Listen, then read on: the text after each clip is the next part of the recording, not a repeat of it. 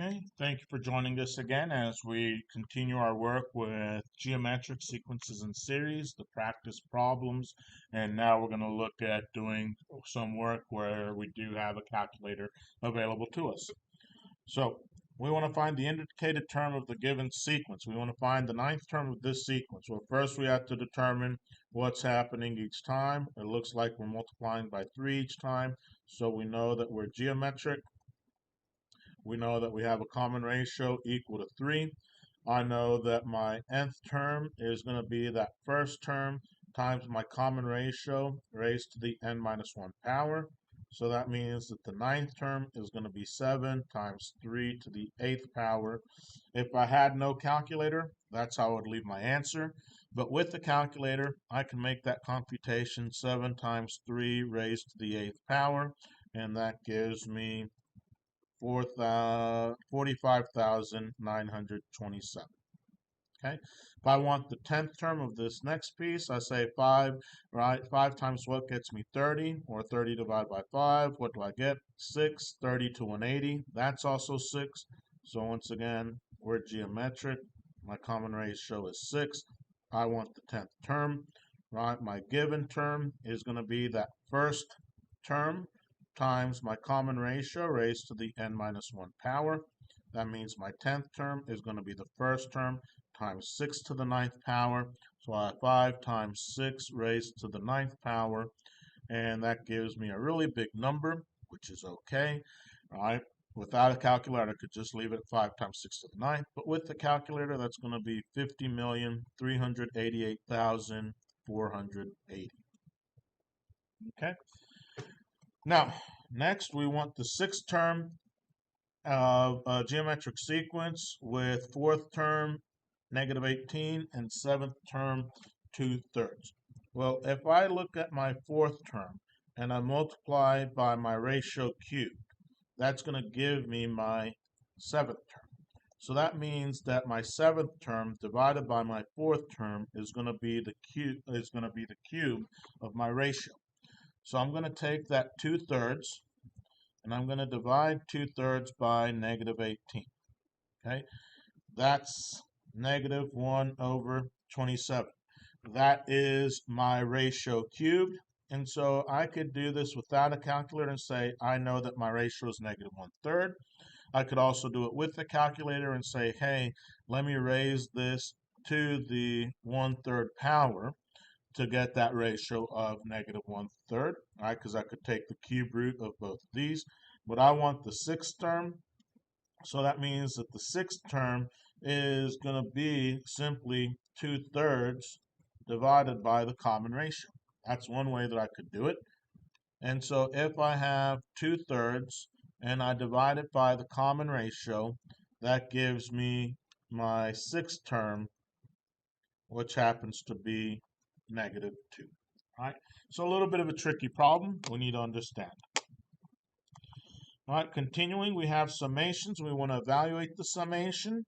All right, how can we know that these are geometric? Notice that I essentially have an exponential inside of the summation. That's how I know I'm going to be geometric.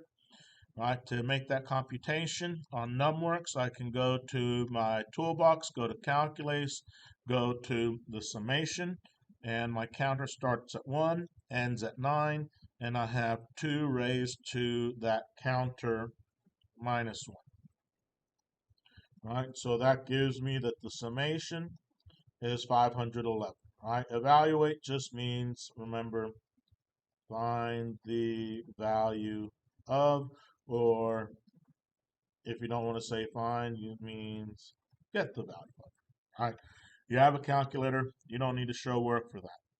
Okay, for the next summation, all right, once again, I can go to my toolbox, go to my summation, counter starts at 1, I go to 6, and I have 32 times 1/4.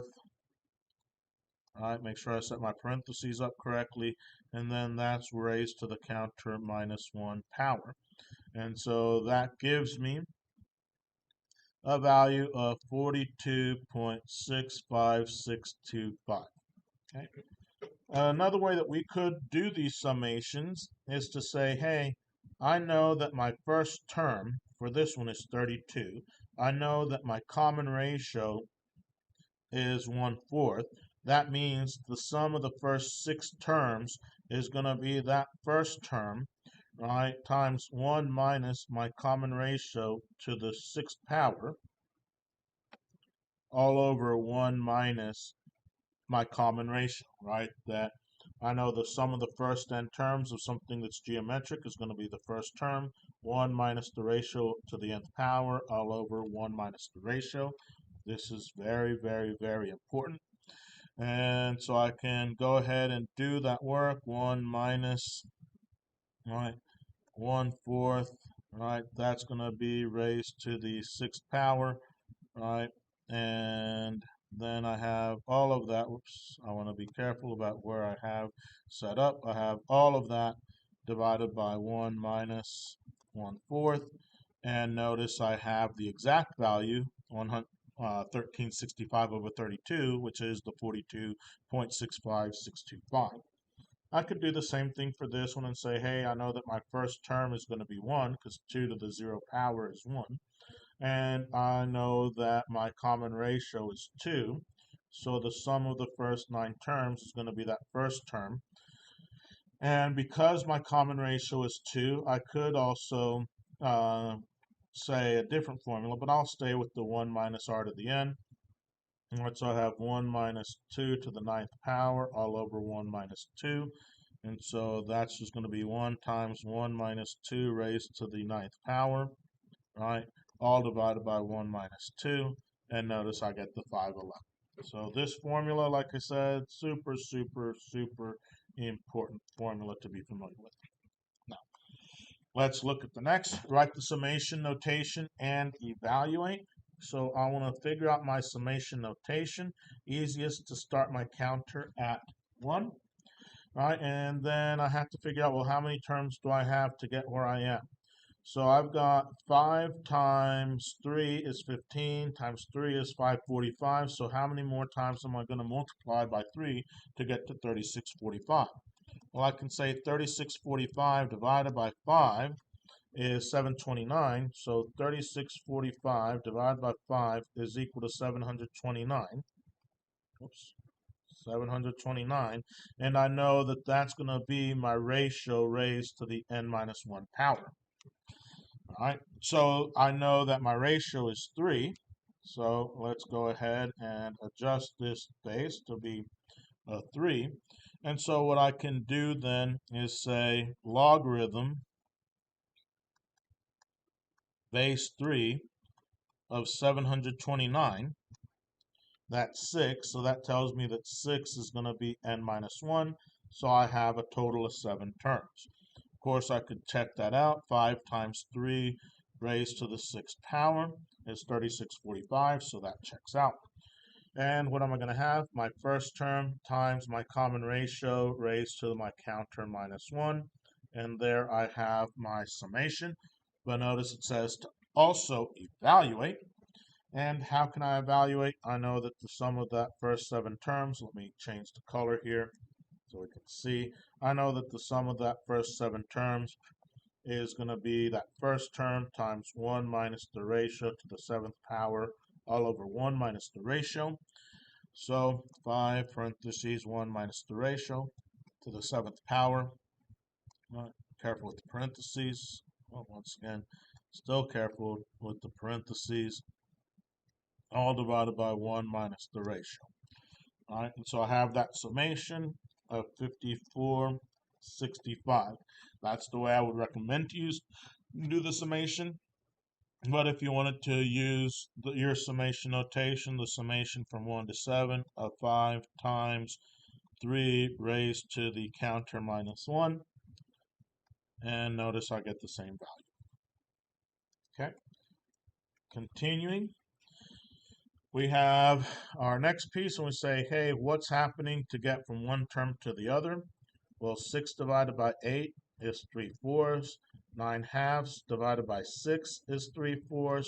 Therefore, I know my common ratio is 3/4, right? 6 divided by 8, 9/2 divided by 6, right? I have 3/4 as my common ratio. Then I need to figure out how many terms I have. So if I take that 65, 61 divided by 81, 92, let's make sure I have 92. If I take that number and I divide it by my common ratio, 3/4, that gives me the fact that I have, right, 8 times my ratio to the n minus 1 power is going to be equal to, all right, let's clear this out actually, sorry. 8 times my ratio to the n minus 1 power is going to equal to 65, 61 over 81, 92. My apologies on the earlier explanation. I should not have been divided by 3/4, right? So that's incorrect. I will redo that. That I have 65, 61, right, all over 81, 92, and I have that number needs to be divided by 8. I apologize. So divided by 8, I know that my ratio to the n minus 1 power is going to be given by that value. And so I can say logarithm of my ratio, logarithm base of my ratio, so logarithm base 3/4 of my answer, right, is going to be equal to 8. So I know that I have n minus 1 is equal to 8. I want to change that for future lessons. And that means that n is equal to 9. But of course I can check 8 times 8 to the, or 8 times 3/4 raised to the 9th power, right, is going to be, oh, no, I want 8 times 3/4 raised to the 8th power, because if I have 9 terms, I'm going to be raising the 8th power, and I can see that that checks out. So I have a total of 9 terms, and then I need that summation, so I'm going to go ahead and erase this stuff over here, right, and say my summation goes, my counter equals 1 to counter equals 9 of 8 times that ratio to the n minus 1 power. And if I go ahead and make that computation, counter 1 to counter 9 of 8 times that ratio raised to the n minus 1 power, that gives me my summation, which is approximately 25.597. I could, of course, say the sum of the first 9 terms is going to be the first term, 1 minus that ratio to the 9th power, all over 1 minus that ratio. And so if I have 8 times 1 minus 3/4 raised to the 9th power, close parentheses, all divided by 1 minus 3/4, I see that I get that same 29.597 value. Okay, so a little bit more difficult there. You just have to be careful with your work. And as we continue along, we want the sum of the infinite geometric series, right? So now we're infinite. So I know that my sum to infinity is going to be my first term over 1 minus from my ratio, if and only if the magnitude of my ratio is less than 1. All right, so here my ratio is 1/2. Here my ratio is 1/4. So that's good.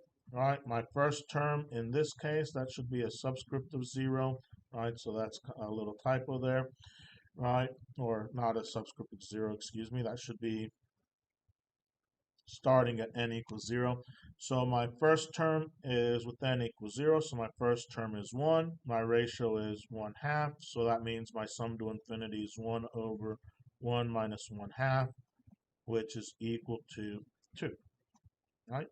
If I look to the next one, right, I start at t equals 2. So my first term, right, is going to be 4 times 1/4 to the 2nd power. That's going to be my first term. And that's going to be equal to 1/4. So my first term is 1/4. Right, my common ratio is also 1/4. I think I'm going to want to adjust that in the future. So that means that my sum to infinity is going to be my first term all over 1 minus my ratio. And if I have a calculator, I can certainly use the calculator. So I have 1 over 4 all divided by 1 minus the ratio. And that gives me a value of 1/3. All right, so that's my sum to infinity. Okay, we want to be careful about how we do those computations. All right, continuing, using appropriate formulas to find the series summation.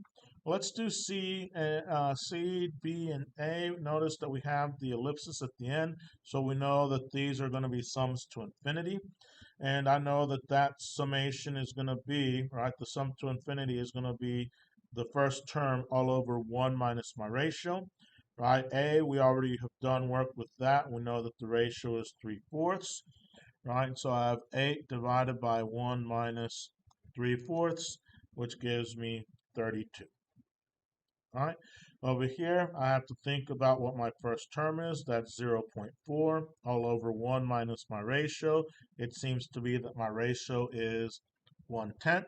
So 0.4 divided by 1 minus 1/10. And that's going to be 0.444 repeating, which would be 4 over 9. All right. A way that you could see that more easily is say, hey, 4/10 divided by 1 minus 1/10, and we'll see that it gives us that 4/9. Okay. For this, we have a first term of 1/9. We have a common ratio of -1/3. So we're going to have plus 1/3, right? Once again, why is it plus 1/3? Because it's going to be 1 minus my ratio of 1/3, which is then 1/9. Once again, I'll probably adjust this problem in the future. All right, 1 plus 1/3. All right, so I have 1 over 9 divided by 1 minus my ratio. All right, and of course that gives me 1/12. I could double check the work doing a slightly different way, right? And we see that yes, in fact, my answer is 1/12. Okay. Lastly, we have an investment firm that has a job opening with a first-year salary of $72,000. Over the next 39 years, the job guarantees a 5% raise each year based on the previous year's salary. Determine the total compensation. So we can tell that this is geometric, right, with my common ratio being 1.05 to represent that 5% raise. And I know that my first term is $72,000. And I want to figure out, right, the total compensation of this 40-year period, right? So I could say, hey, U sub n is going to be 72,000 times 1.05 to the n minus 1, where n is equal to 40. Okay, so what does that mean? The sum of the first 40 terms is going to be the first term all over, the first term times 1 minus my ratio raised to the nth power all over 1 minus my ratio. All right, and if I do that, that's 72,000, right, times 1 minus my ratio raised to the nth power, right, divided by 1 minus my ratio. And that gives me a total compensation of $8,697,583.75 approximately.